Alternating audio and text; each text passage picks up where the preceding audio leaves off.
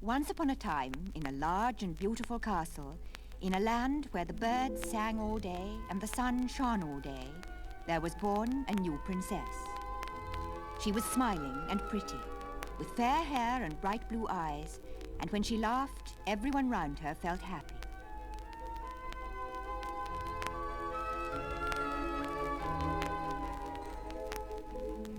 Soon after she was born, her father, the king, whose name was Florestan the 24th, said to her mother, the queen, "We must have a party to celebrate her christening. Yes, my dear. We'll invite all the fairies to be her godmothers. Yes, my dear. And we'll christen her Aurora, Princess Aurora. It sounds excellent, doesn't it?" And the queen said, Yes, my dear. and settled down to write all the invitations. It was a wonderful party. One by one, the fairy godmothers went up to the baby princess and presented their gifts. First, the fairy of the crystal fountain, the fairy of the enchanted garden, the fairy of the songbirds, the fairy of the golden vine. And they gave to Princess Aurora grace, beauty, a wonderful voice, all the gifts that a princess should have.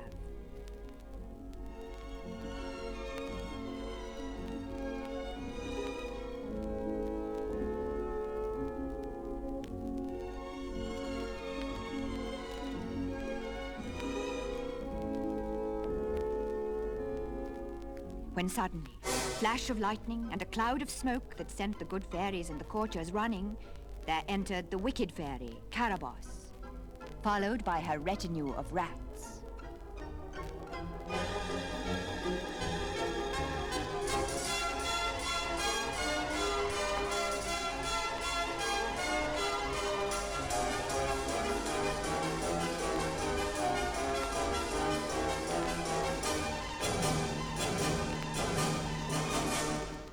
All around her, the people fell silent.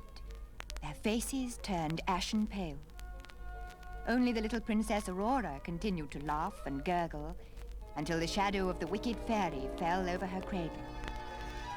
For a few moments, Caraboss gazed down at her. Then she turned to the king and queen and shouted, "You did not invite me to the christening. You thought I was not good enough.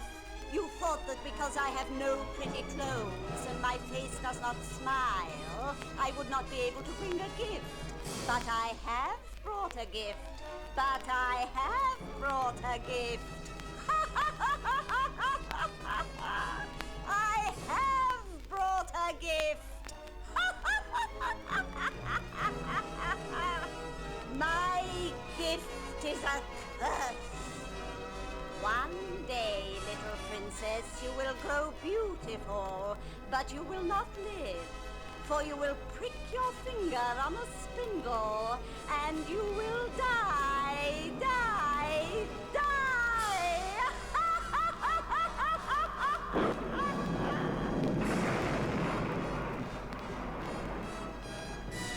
And with her cackles ringing in the ears of the horrified king and queen, she gathered her black cloak round her and ran from the palace, followed by her rats.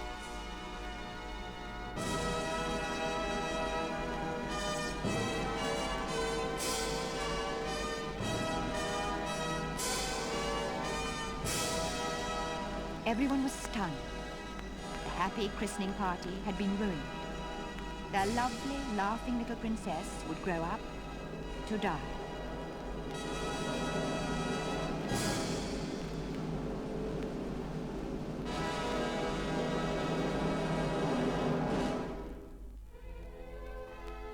But from the back of the crowd stepped another fairy. She danced over to the king as he comforted the queen, and she said, I am the Lilac Fairy. Please do not weep so, for I have still to make my gift to the Princess Aurora. And while the curse cannot be undone, I can change it. The princess will prick her finger, but she will not die. She will only sleep, a long, deep sleep, from which she shall be awakened by the kiss of a handsome prince.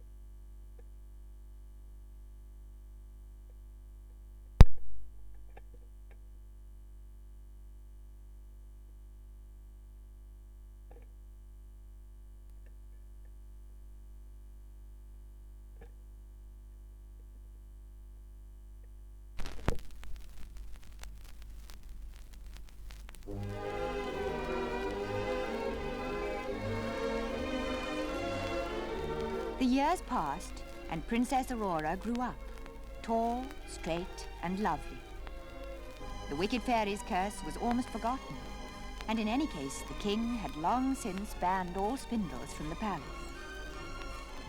Then came the day of her 16th birthday.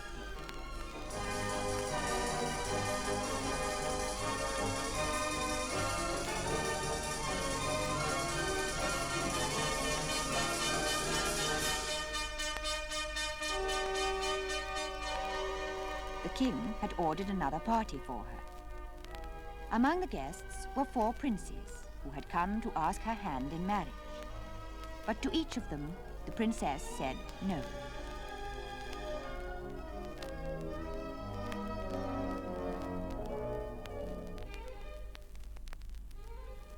Then, tiring of the festivities, she wandered off to be alone for a while.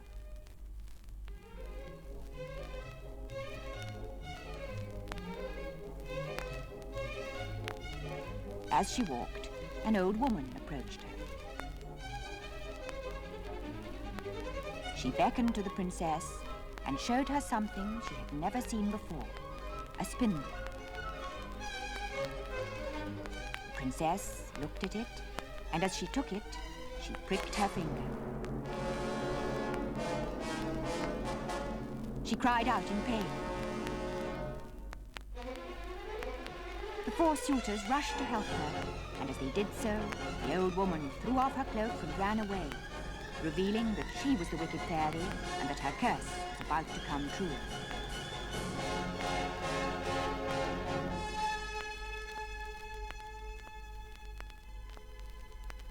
But while the weeping courtiers watched Princess Aurora being carried to her room, the Lilac Fairy again stepped forward and said, Sleep, sleep, Aurora. Sleep, sleep, courtiers. Sleep, sleep, your majesties. Sleep, dogs. Sleep, cows. Sleep, cats. Sleep, chickens. Sleep, mice. Sleep, rats. Sleep, everyone. Sleep.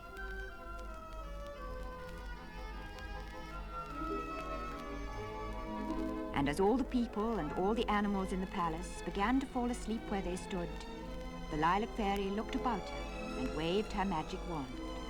Grow, forest, grow. Surround the palace. Hide these people. Protect them from all but the prince who will wake Aurora with a kiss.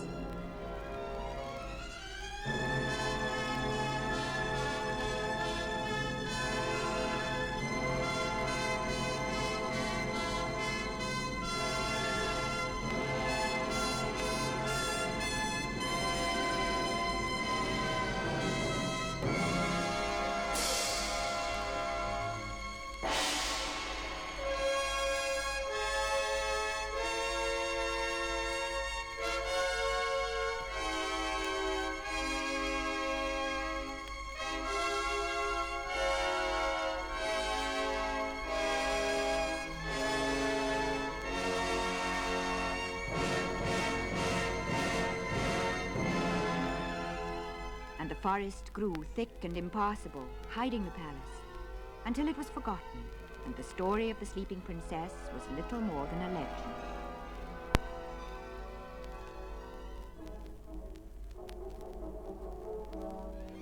But one day, a young prince, Florimond, was hunting on the outskirts of the forest with his friends.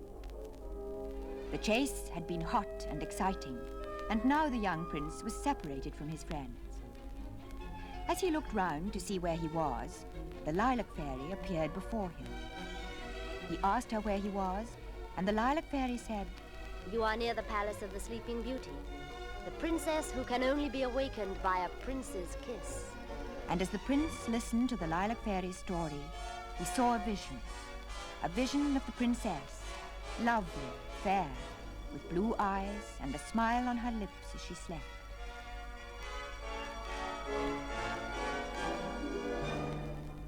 The prince began to walk towards the vision, but it faded. He pleaded with the Lilac Fairy. Please lead me to the castle.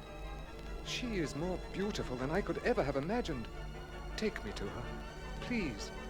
The Lilac Fairy turned and led the prince through the thickets and the undergrowth, with branches brushing his face and creepers grasping at his legs, until they arrived at the palace and the room where the Princess Aurora lay sleeping. The prince bent over her, closer, closer. Then his lips touched hers in a kiss light as a gossamer brushing a leaf. Aurora's eyelids flickered. She opened her eyes, she smiled, and she sat up, awake at last. All over the palace, the people who'd been at the party woke up too. The courtiers, the servants, the cows, the dogs, the rats, the cats, the mice, wakening to the news that their Princess Aurora was alive and was to marry the Prince Florimond. Everyone went to the wedding. Goldilocks, Beauty and the Beast, Puss in Boots and the White Cat, the Bluebirds, Red Riding Hood, and even her red wolf. And they all joined in a great joyful dance. The princess's fairy godmothers were there too, to bless the marriage. And Princess Aurora and her prince lived happily ever after.